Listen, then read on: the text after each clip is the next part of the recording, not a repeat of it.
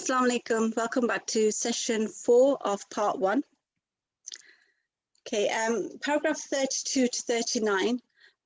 Additional information has been added for child sexual exploitation and child criminal exploitation. And what now they've done is they've given child sexual exploitation and child criminal exploitation their own subsections in the guidance. So I'm going to discuss what has been added. I'm going to break down what has been added to child criminal exploitation in the new guidance.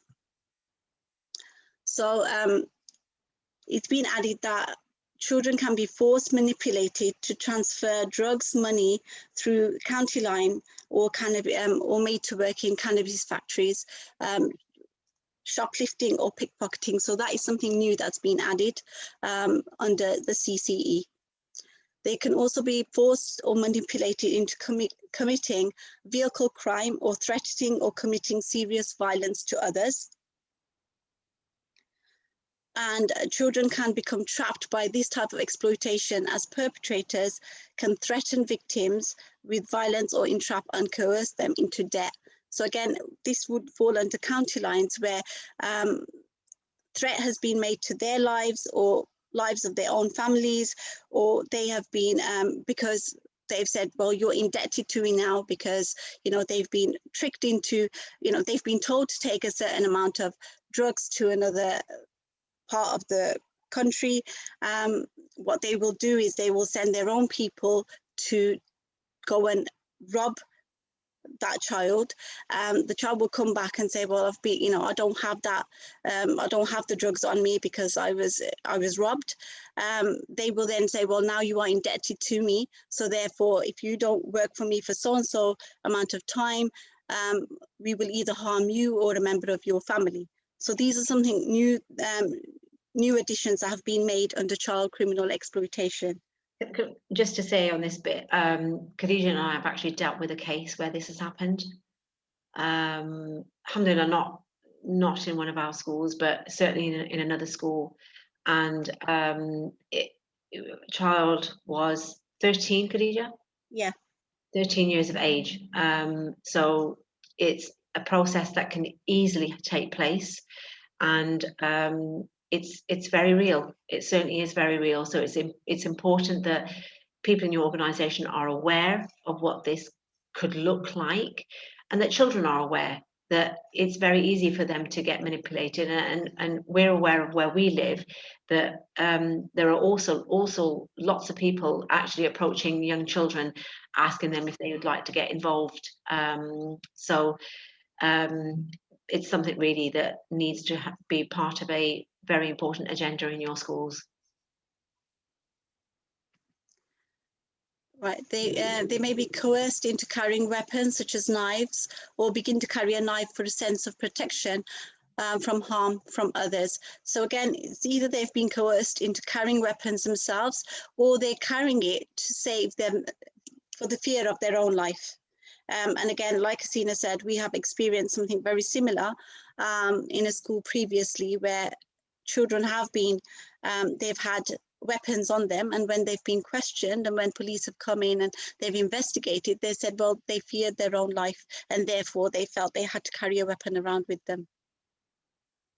The second bullet point, I think it's important to understand that though young people, they appear to have consented or agreed to commit a particular crime, we've got to understand that they are still victims of exploitation, and therefore we need to take that into consideration. And when we deal with them, we need to refrain from being judgmental, because at the end of the day, that child is still a victim of exploitation. They're only in this situation because they've been exploited. They've only agreed or consented to this particular crime is because they've gone in so deep they can't step out now. Because a lot of times with criminal exploitation is that children, they don't realize what they're getting into, and when they do and they want to step out, it's too late. They can never, like Hasina said, in our previous school when we were dealing with something of this nature, the police officer actually said the only way out for this child now is either prison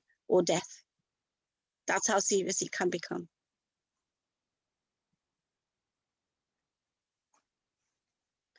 Right. The experience of girls who are criminally exploited can be very different to that of boys. The indicators may not be the same. However, professionals should be aware that girls are at risk of criminal exploitation too. Again, I think it's just a perception that girls are more prone to sexual exploitation and that they wouldn't be prone to be exposed to or be part of criminal exploitation. I think that's and I think that's why this bullet point is to clear the fact that girls are, they are exploited, they are criminally exploited too. But the indicators may be different and therefore it's not so apparent. So we have to work on it on a case-to-case basis. But girls can be criminally exploited just as much as boys would be. Both boys and girls who are criminally exploited are at higher risk of being sexually exploited too. And I think we need to bear that in mind. The two, criminal exploitation and sexual exploitation, do go hand in hand. Where a child is criminally exploited, it is very, very likely that they are sexually exploited too.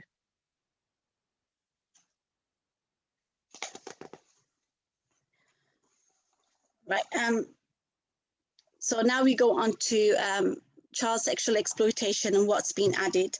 I think now there's clear guidance on that child sexual exploitation may involve physical contact, which may be one, assault by penetration, or two, non-penetration, as explained in the text on the slide. However, it may also include non-contact activities.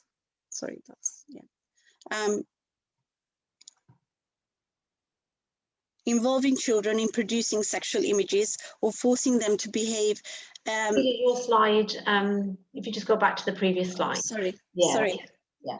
Forcing children to take part in producing sexual images. So there's no physical contact there, it's non-physical contact. However, they're still being sexually exploited, or forcing them to behave in a sexually inappropriate way, or grooming them to be to be prepared to be sexually abused in future. So those are non-contact sexual exploitations where there's no physical contact, but they're still being exploited. And that, I think that's what we need to understand, that to be sexually exploited doesn't necessarily have to mean there has to be some form of physical contact. It can be done without physical contact. It happens online. It can be done through mobile phones, etc. There is really important additions, colleagues, to the guidance, and requires you to take some time to reflect on your practices and what further training will be needed for staff, as well as initially you need to make staff aware of these changes, but what needs to follow up from that, and what procedures do you need to have in your school to ensure that you're aware that children can be affected both through physical contact and non-physical contact activities. So really important that you take some time to reflect on this addition or these additions. Okay, they can also be exploited without their knowledge by somebody sharing videos or images of them on social media. So that's something else to consider. It can affect only children who have been coerced into engaging in sexual activity, but that also includes 16 and 17-year-olds who are at the age of, who have who are at the age of legal consent. However, that is also included. Some may not even know that they are being exploited because they are in a they feel that they are in a romantic, genuine relationship. Therefore, they don't realize. And that's why one of the things that is included in the sexual exploitation part is, and peer abuse is, it can happen in intimate relationships as well. And again, I know as faith schools, I think we can't have the attitude that because we're faiths, Islamic schools, it's not going to happen. Unfortunately, we do know the kind of environment that our children are exposed to. Therefore, we should not have the attitude that it's not going to happen, and it's not happening. It does happen, and therefore we need to be open to this. To protect them. Yeah, absolutely.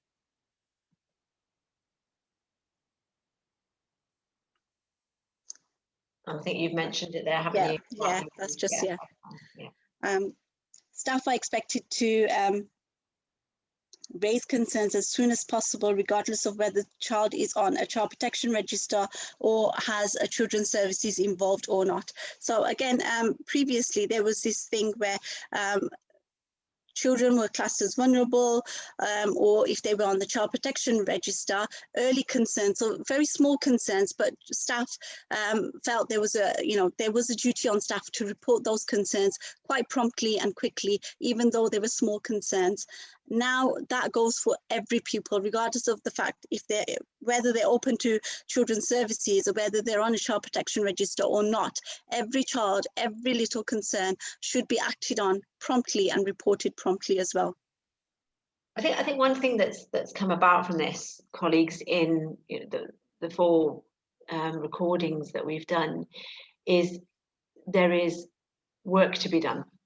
And you as a school need to ensure that you are absolutely clear who is taking those responsibilities within your school, whether the people that are assigned those roles have the support in place to undertake that task. It will require a number of colleagues to ensure that your safeguarding practices are effective within your school, as well as, of course, understanding by all members of the team, but ensuring that people have the time to do the job. I've recently visited a school where the DSL also had a number of other responsibilities, and she really struggled to manage her workload. Now, that's already part of the guidance in keeping children safe, making sure that those with responsibility for safeguarding have the time to do their job. And it's important that leaders are reviewing that where there are a growing number of cases, that support is in place to ensure that job is done effectively.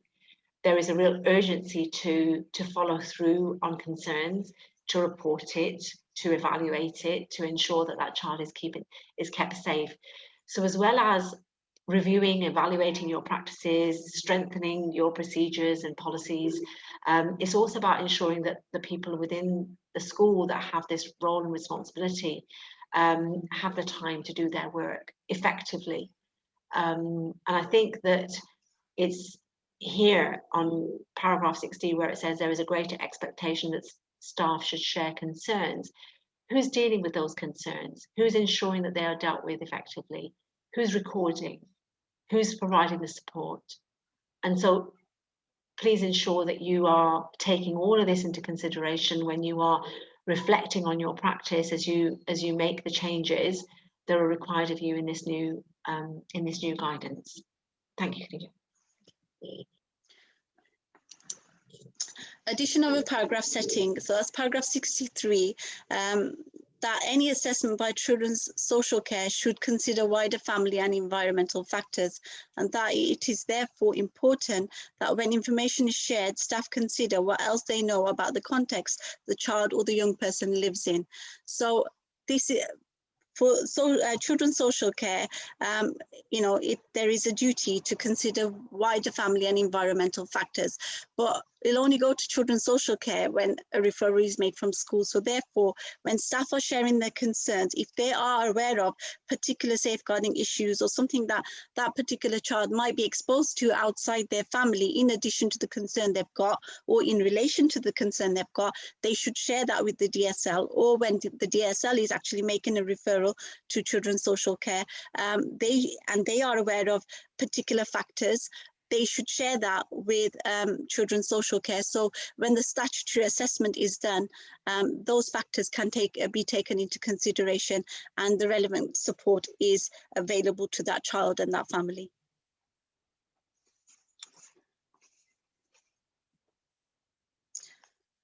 Okay, paragraph 71, it's a section on record keeping that's been expanded to include the need to keep information secure and confidential, as well as setting out what information records should include. So records should include a clear and comprehensive summary of the concern. Now that's very, very important that the concern is clear, and it's summarized. It's not too long-winded for the person receiving it to understand. It's summarized and it's very clear. Details of how the concern was followed up and resolved. So, just sorry to cut in on you, Matt, second bullet point, but comprehensive. The word comprehensive means it's got to have detail. Now, as Khadija said, that doesn't mean that the concern recorded needs to be lengthy, but it needs to provide all the information that a person would need to follow it up. And that again goes back to the training that you're going to be providing your staff with, because they are the ones that may be listening to the young person, maybe taking details from them, and they've got to provide that information to you. And so it's really important that they know how to record.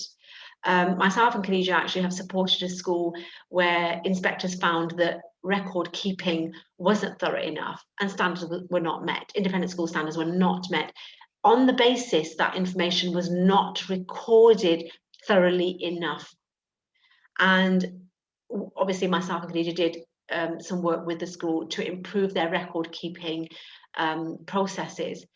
But under this new guidance, that section on record keeping has been expanded.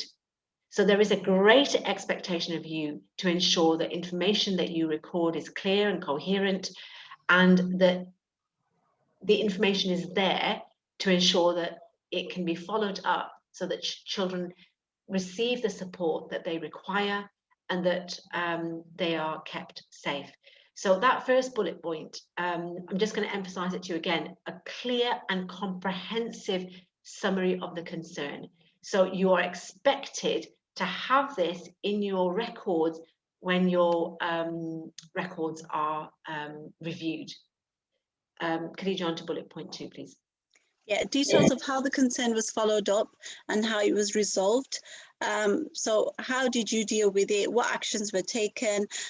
What decision was reached and the outcome? Now, what I would like to add here is that Haseen has mentioned in one of the previous sessions, to have a chronology, yeah, and that's why a chronology for each case file is so crucial, because all this information will be summarized at the front of the chronology, and all your records would be kept you know, as part of that case file.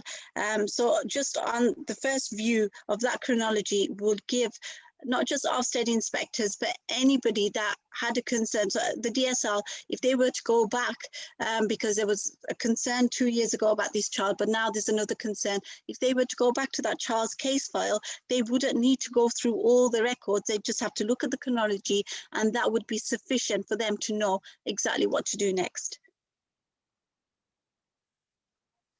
So it's very, very important that each case file for welfare records, safeguarding records, a chronology is kept. I believe that to an extent, a chronology, like Hasina mentioned, should be, there should be a chronology for everything, for behavior, for attendance, case files, for welfare, for safeguarding, a chronology, because it's such a good way of summarizing and keeping a record and actions taken and dates. It's just a timeline of how you've resolved issues. So I think it's really, really important that schools have a chronology for each case file.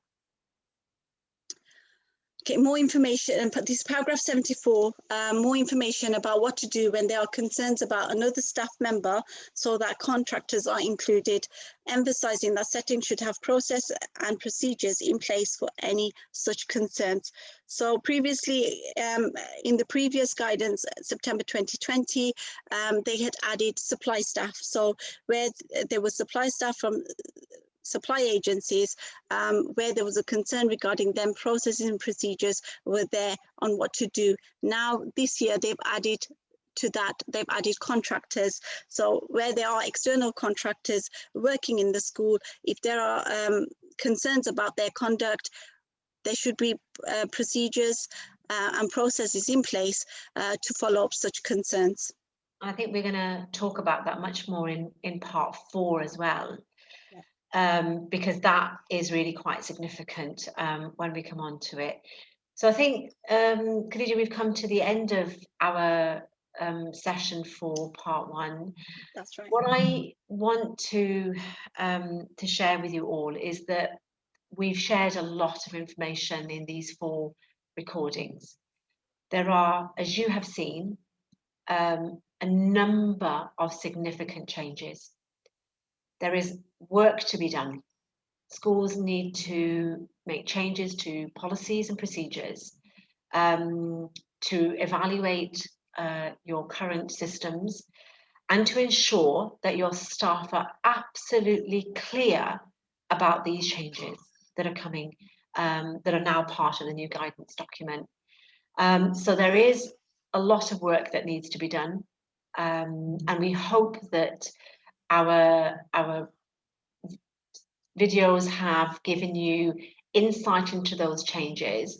That doesn't mean that you don't read, if you've not done so already, the document. It is lengthy. There are over 160 pages to get through, but we've tried to make it easier for you to manage and understand what the significant changes are.